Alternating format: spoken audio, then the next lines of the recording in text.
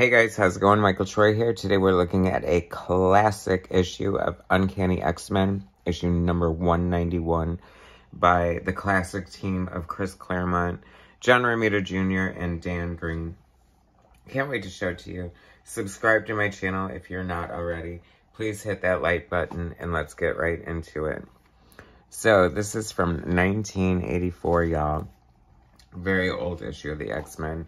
John Romita Jr. had a lengthy run on the book following Paul Smith, who lasted like 9 issues, plus X-Men Alpha Flight, if you want to include that. I absolutely loved Paul Smith's work. He probably made me fall in love with the X-Men. And I was very disappointed when John Romita Jr. took over. I did not appreciate his art. Following Paul Smith, I thought it looked clunky and dumpy. However, which is weird because I feel like John Romita Jr., I remember owning an issue of Amazing Spider-Man with Juggernaut on the cover, and I loved the art. And I feel like it was inked by maybe his father, who also would ink him here. But the good news is that JR Jr.'s art would grow on me. I'd grow to love it. And follow him like on Daredevil, one of my favorite runs by him and Anna Senti. And he's, you know, I loved his Thor, so he's always been a great staple artist. Second generation John Romita Sr.'s son. Brilliant artist in his own right. Very different. Star brand. I mean, so many books and memories from my childhood. And now I have, like, a new fondness for his art, and I really do love it. It's funny how, I don't really recall, I mean, he must have, but I guess we'll find out in later episodes. But I always love the Marvel corner boxes, and these 4 here are Paul Smith heads, and the New Mutants that are included are Bill Sienkiewicz heads. Interesting. So, this is a cool cover. I love this cover.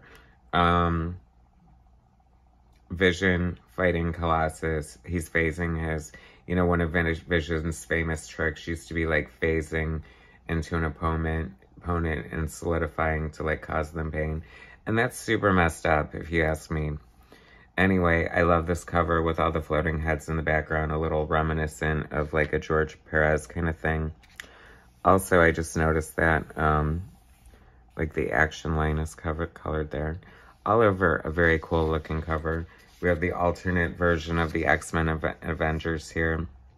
Like they've gone through some, I don't know, time, space thing, whatever. I have not literally read this in like years and years and years. So it's all about looking at the art, the nostalgia, and having fun. And like, I remember being like fairly horrified by this Kulan Goth is like the guy who caused this alternate reality. And I feel like this is one of the stories that really nailed, like, I feel like a lot of X-Men stories sort of offer different, like, when they are Asgardian wars, like, we get to see them in, like, our Asgardian-style garb. And I love, it's always so much fun to see different incarnations of the X-Men. And I remember it hadn't been, like, overly done at this point, so this was kind of shocking in a lot of ways. And also shocking, the image of a crucified Spider-Man like that with his feet bleeding and like just beating him up, which is funny because JR is like once again returning to Spider-Man. I actually am excited about that, so I can't wait to check that out. But I guess you heard the ones you love, and he is just like pummeling this poor guy.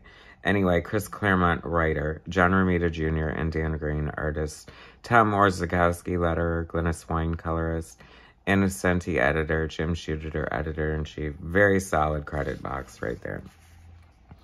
This was cool. I remember being especially impressed with this because they didn't, like, the production value at the time, of especially with newsprint, didn't really allow for that. So, like, to take the art to the edge of the page, that's pretty cutting edge right there. And I have to say, once again, I feel like, you know, like reading articles with John Romita Jr. and just, or listening to interviews and stuff, he basically had to find a style that would allow him to draw a monthly book, and this is it. And, you know, he's kind of humble in a lot of ways. But there's no, like, I think he's one of the more polarizing artists. People either love or hate him. I think he definitely has, like, some more beloved runs than others. I think it also depends on the finisher he's working with. Dan Green inked most of his X-Men work, and I think they were a great pair.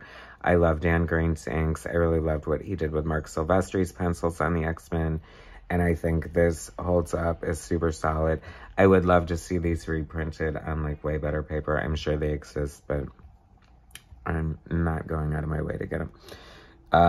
Anyway, Romita Jr. does, like excellent storytelling, and there's so much packed in there.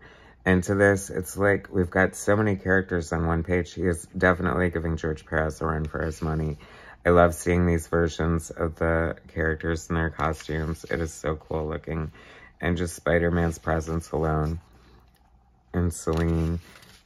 Perez. I just did a book, or an episode on Titans, forgive me. Anyway, Claremont always knew how to bring, like, the horror and the torture, and I don't know, just, like, cool, like, just little minutia of, like, Claremont's storytelling and things like that were always just hallmarks of his work that made him, like, such a cool, cool shot of Doctor Strange in silhouette. But anyway, hallmarks of Claremont's writing. He just, I don't know, always brought some, like, something different, like, unexpected and unseen.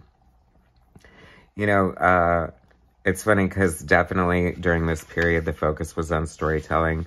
So you still have a lot of cool pictures, but not, like, a ton of quote-unquote money shots. You know, like, in current art, especially post-Image Comics, you'd have, like, one gigantic, like, this would be, like, the focus of the page, and then the rest would be filled in around it.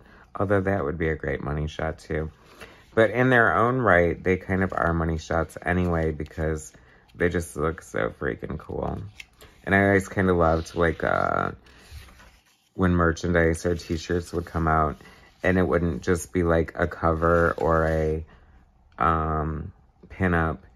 It would be, like, a panel from a comic. And I have to say that would make a freaking awesome t-shirt like that. Rogue word balloon and all. And I would like to give special new props. It's funny to look at this art with new eyes after all these years, because gorgeous. I mean, I did love it. I was very bitter about the absence of Paul Smith. But, you know, and I'm sure a lot of people feel the same way. I do have a lot of reverence and love for John Romita Jr.'s run.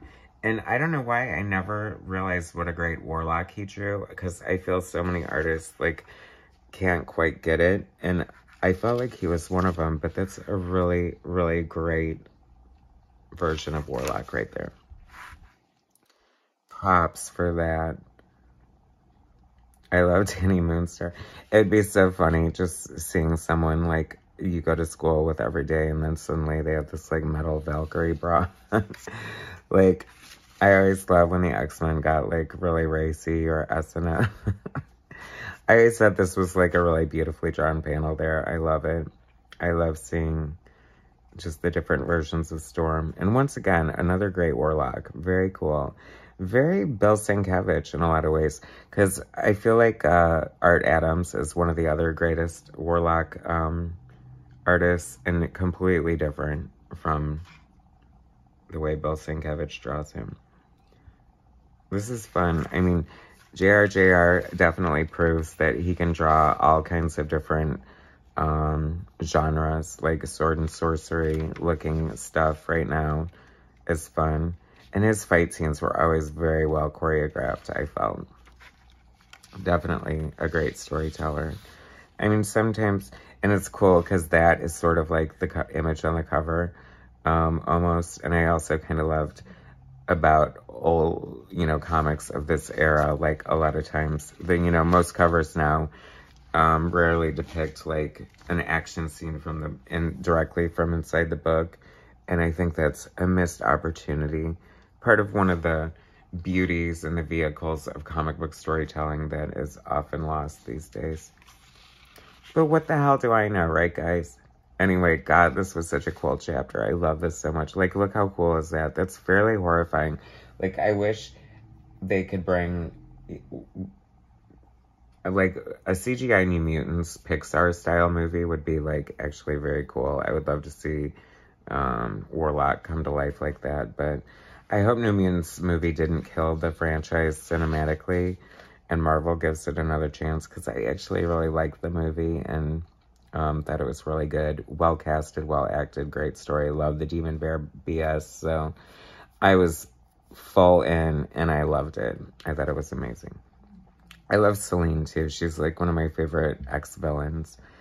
And like Rachel is also one of my favorite ex-characters. That's so funny. I love that. That's just like fun comic book storytelling right there. Just like, I feel like JR is like one of those great artists who knows full well how to take care, how to utilize a lot of the physical, like, or the, you know, visual tricks and gimmicks. Like, that is just so freaking cool. I love that. And that is so neat. I love that. Great skyline. Very sketchy. Like, a lot of, like, if you saw his pencils, a lot of room for interpretation, a lot of sketchy. And I do think that Dan Green is such a great fit for his art. Nimrod, I'm sorry, is that a dumb name? I don't think so. I love Nimrod so much. That his design was so cool. I freaking love Nimrod. Anyway, classic issue of Uncanny X-Men, issue number 191. Thanks so much for watching. Subscribe if you haven't already. Hit like, share my content, and I'll bring you some more later. Thanks, guys.